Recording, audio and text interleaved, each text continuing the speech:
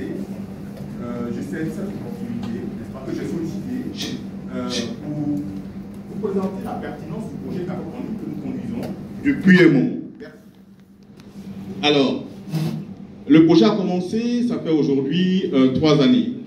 La première année, pour commencer, nous sommes allés au Capop de Grand Bassam où nous avons formé des points focaux qui devraient faire la restitution.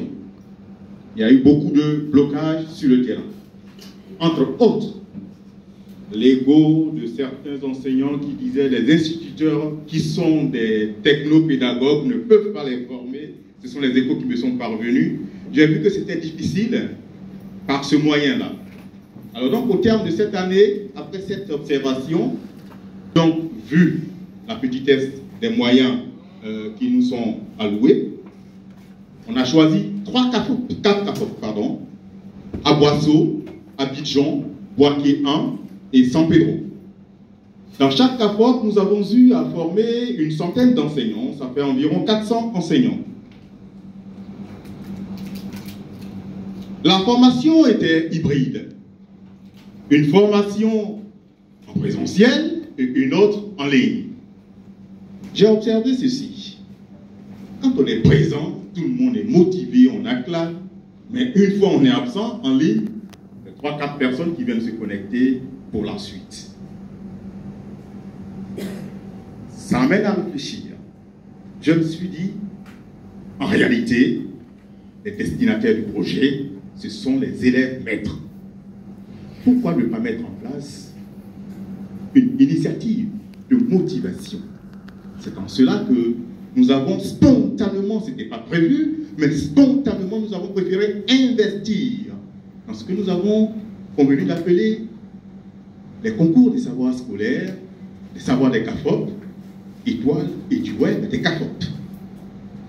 Je pense que cette initiative a eu l'adhésion, n'est-ce pas, Si, monsieur le directeur, d'Abidjan et de San Pedro, merci les directeurs, ou d'Aboisseau aussi, veulent bien rendre témoignage, ça me ferait plaisir. Alors, donc, on a organisé ces jeux concours, et la grande surprise, c'est quoi? C'est que, depuis qu'on a commencé, les CAFOP qui envoient les évaluations à mettre en ligne, il y a Boaké, il y a quelquefois Mans, il y a beaucoup de fois Boisseau qui est passionné de l'initiative. Mon cœur voulait même que le lauréat sorte d'Aboisseau, je vous l'avoue. Oui, je vous l'avoue. En même temps, en vous l'avouant, je vous montre aussi mon objectivité. Ça veut dire que mon cœur peut vouloir, mais ma raison décide autre chose. La raison, c'est-à-dire l'objectivité, décide autre chose. Et c'est Abidjan qui a remporté. Abidjan qui n'avait jamais... Pardon, San Pedro. San Pedro a remporté, merci. Merci. Et Abidjan, merci, on acclame quand même, non? Et Abidjan, où aucun professeur n'a jamais donné de contenu, a eu 2 lauréats. Le second, premier supernova et deuxième supernova. C'est pour dire quoi? C'est pour dire que, d'abord, les organisateurs sont très objectifs. Et puis de 2, les évaluations qui sont en ligne sont universelles. Les enseignants de CAFOP d'Aboisseau ont mis des évaluations en ligne, mais ce sont ceux les élèves maîtres d'Abidjan qui ont remporté. Ça veut dire que les évaluations en ligne sont universelles, sont transversales et ça concerne tous les élèves maîtres. Ça, c'est la première observation qualitative qu'on peut souligner, passive en ligne. Et ce jour-là, il y a plus de 2500 élèves maîtres qui ont participé spontanément. C'est dire quoi?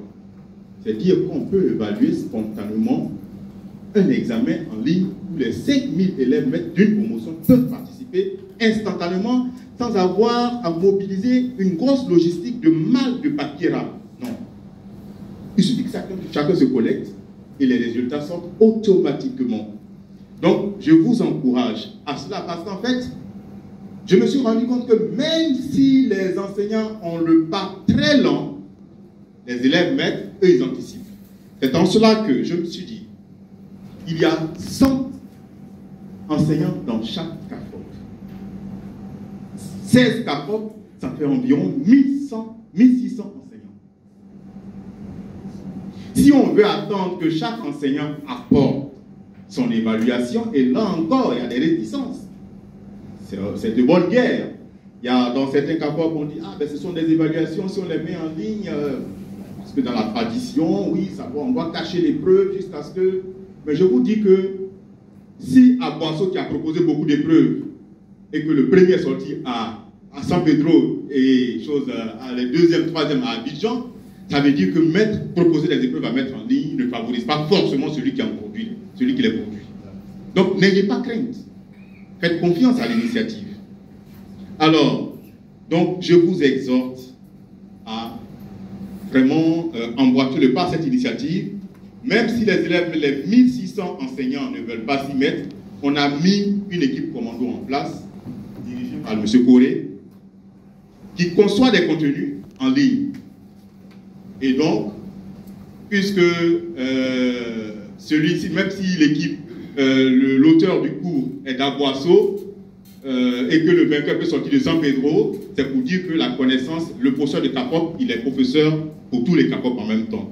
Donc c'est pour dire, de là même, on a eu l'initiative maintenant de mettre en place une équipe commando qui va produire des contenus à l'intention des 5000 élèves maîtres d'une promotion donnée pour tous les CAPOP. Et nous sommes là-dessus, nous sommes en train de produire et les cours et les évaluations pour chaque thème, puisque les thèmes appartiennent aux ateliers.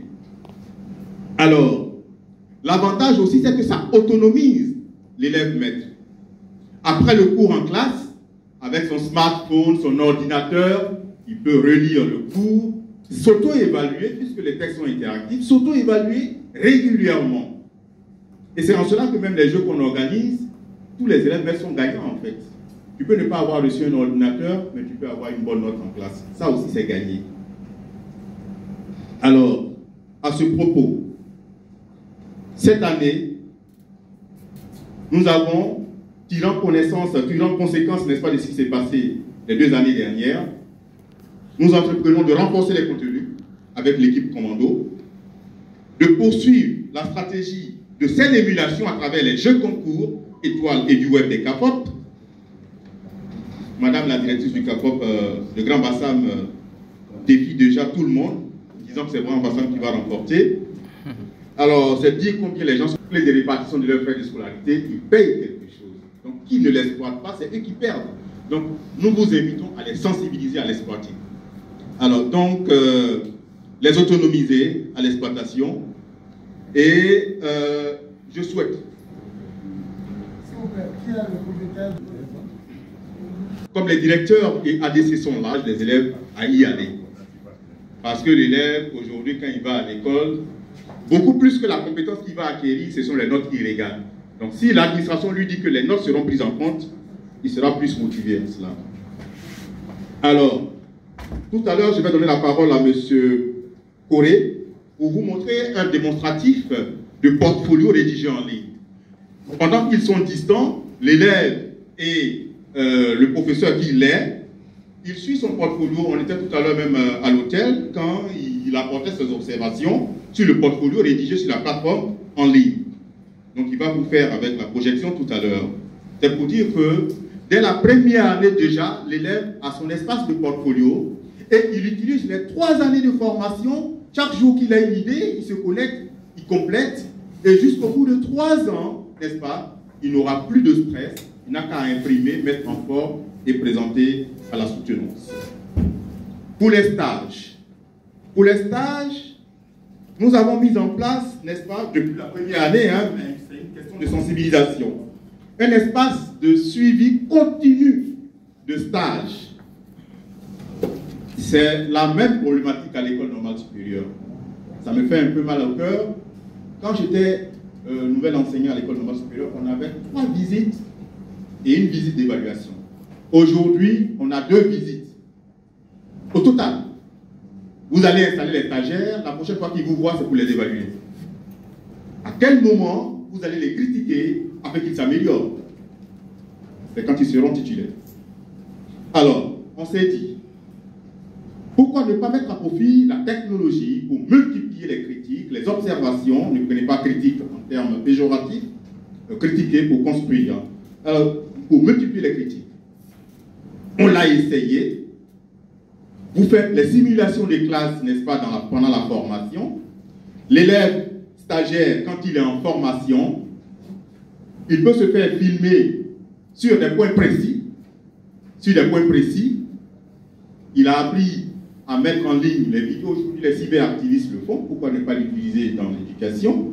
Il met en ligne 20 à 30 minutes de vidéo et le professeur qui est à Boisseau en pleine ville, à Dijon ou à Korogo, sans forcément se déplacer, peut regarder la vidéo, critiquer, lui donner une évaluation, faire des suggestions d'amélioration et sans se déplacer, l'élève tient compte. 2, 3, 4 vidéos et ensuite après la visite sur le terrain, l'unique visite ou les 2 visites sur le terrain, je pense qu'on aura aidé le stagiaire sans forcément engranger beaucoup de frais, les frais que malgré l'effort du gouvernement, qu'on n'a pas suffisamment. Donc l'initiative, à cet effet, j'ai quelques requêtes, en 2-3 minutes je finis.